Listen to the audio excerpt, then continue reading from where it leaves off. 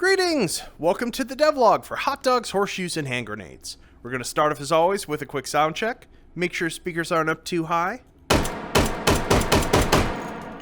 Wonderful.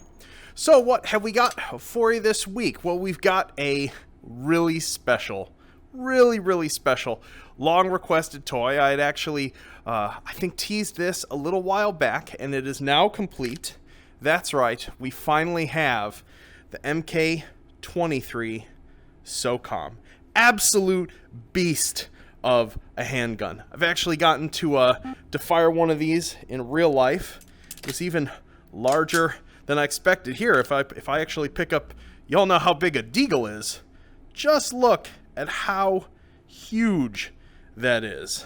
I believe it was designed technically as an assault pistol, whatever that means. But this beast here, wonderful. But of course, we couldn't just do the Mk23 as it is. We've got to add on the attachment that it is so known to have on it from the Metal Gear Solid series. I was a little sad to find out that this is not really a real attachment. This was a prototype, what was considered, even for its time, a boxy and oversized prototype for the laser aiming module for the Mk23. It's modal, meaning that if I grab it and I click up, it'll switch on a laser. If I click up again, it also switches on a flashlight, and if I click up again, they're both enabled and then disabled there. In real life, this would actually have two different laser options, a visible light spectrum one and an IR, assuming that one was wearing, night vision goggles. There we go. And of course, got to pop a suppressor on there. This is the QC9 one. Feels the most appropriate.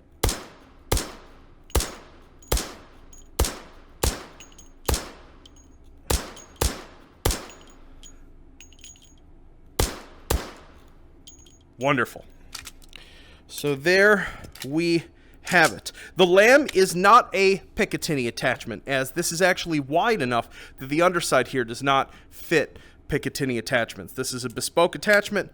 It only pairs with the Mk23, which I think gives it something special and unique. Wonderful.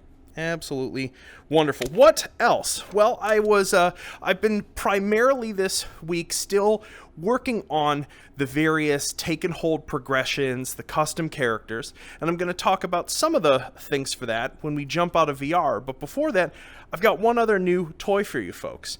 I'd gotten a bunch of complaints that there was not a non-external hammer long break action shotgun, something that would be more appropriate showing up with our sort of World War II and more recent characters. So I've got one for you right here. Just like the Shorty break action, no external hammer, it cocks automatically on open. Wonderful.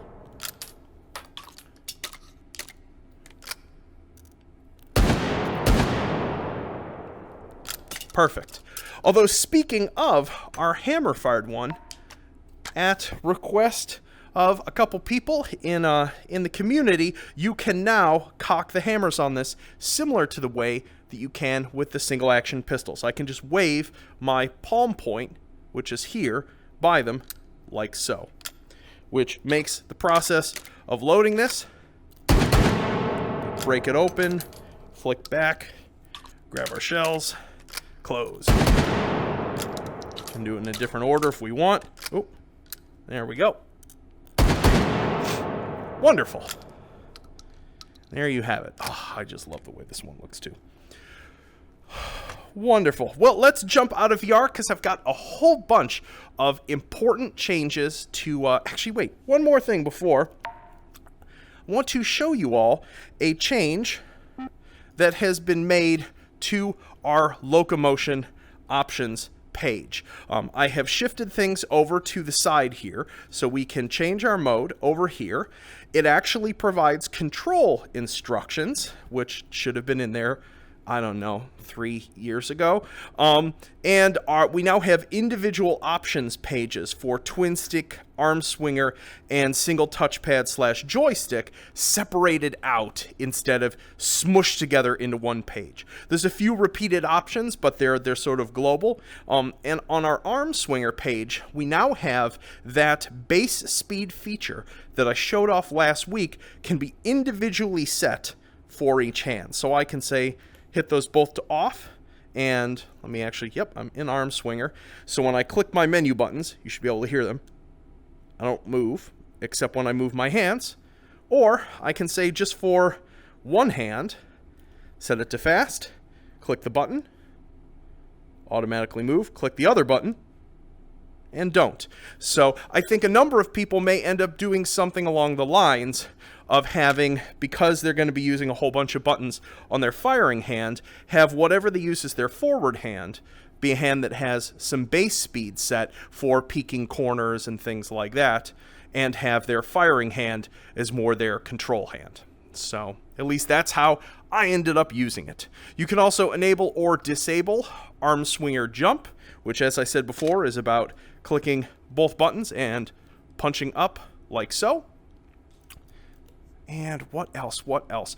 Oh, and very importantly, for those of you who are still using teleport or dash locomotion and are on Index or Windows Mixed Reality and have that extra pair of joysticks, you now can snap turn using those joysticks. So hopefully that helps for you folks. Anywho, now let's finally jump out of VR and talk about the other little changes this week. Yo! Apologies for being even more disheveled than usual. I am like the least lucky person on the planet this year, and I'm somehow sick yet again.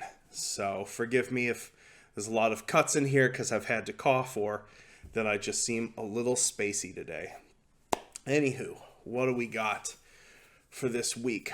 Soldier of Fortune Frankie, as a take and hold character, now has their own progression. So before they used the Operator Ori progression that was all sort of modern, black armored Sosigs, now they've got a sort of like green cloth and green camo sort of mercenary sort of motif going with appropriate weapons for them, and a progression that's sort of like halfway in between the challenge of, or the type of challenge that the World War II progression is and the modern one. So heavier armor does show up, but not the like top level armor, but also some of the really powerful offensive weapons like the flamethrowers show up.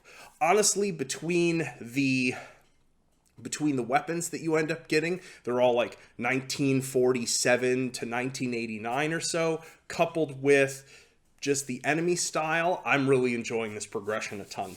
Let's see, we covered the locomotion changes. Oh, another rev of the arm swinger sort of modifications is in. It's still only an arm swinger. I have not yet migrated it over to the touchpad locomotion in terms of the new collision handling. So please, please, please keep testing it. Let me know if you get stuck. Stairs and ramps should work fine. I haven't managed to find any other place that I get reliably stuck that in the worst case scenario, I can't just like lean back from and get unstuck from. If you find a place like that where you sort of like locomote into it, and no matter which direction you move your head or try to arm swing out of it, you cannot dislodge yourself, please let me know and post a screenshot of where it is in which level to the Steam Community Bug Report section. This is basically my release candidate for the rewritten collision handling, and I'd like to push it to everything else and be able to push to main branch.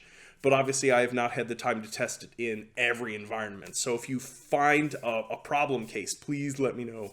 Let's see, whole bunch of other take and hold changes. The rolling block pistol can now appear as a starting weapon for Cow Wiener Calico. Setting arcade AI difficulty now once again slows AI projectiles and makes them receive way more damage from anything that hits them. So for those of you who want a chiller time playing take and hold, still have the challenge of like their armor, but have it be that if you actually hit their meat, They die much quicker and have a bit more narrow of an FOV, so they're easier to sneak up on. Just play on arcade AI difficulty. Patrols now only spawn at a correct distance. A couple people noticed that if they had their radar set to omnipresent, a new patrol could spawn within the bounds of that radar. That should not happen anymore. And I've implemented some balance tweaks, especially because the new progressions send way more enemies at. There's more enemies from patrols, there's more enemies in holds, which is fun, especially for when spawn locking is active, but it was a little over the top with limited ammo modes. So I have tuned those appropriately. They're still difficult, but they now, there's a cap on the maximum number of patrols that are active at once and how fast they regenerate. The population cap during a hold is a little lower. And Socom waves come in a little bit slower on limited ammo mode, just because of the fact that, like, once you're trapped in the hole there, you have as much ammo as you can carry. And so I needed to make sure it was still possible to survive at all in these various progressions. So these seemed like smart changes. Picatinny Sights now spawn in weapon crates for weapons that require one. As I said before, if you find a weapon that should have a Picatinny sight with it, because all it's got is a top rail and no flip-up irons or anything, and I'm not spawning one with it, please let me know. And a bunch of fixes, which if you want to read them, you can read them in the changelog. I'm too tired to enumerate all of them, which you can always find the changelog on the subreddit posts for these updates and on the Steam forum under the announcement. So yeah, so that just about does it for this week. I'm going to keep this nice and short and just go back to napping. I hope you all have a wonderful weekend. Definitely switch over to the alpha here if you haven't. If you don't know what that means, right-click the game in Steam, go to Properties, Beta tab, click that drop-down, and click Alpha 1.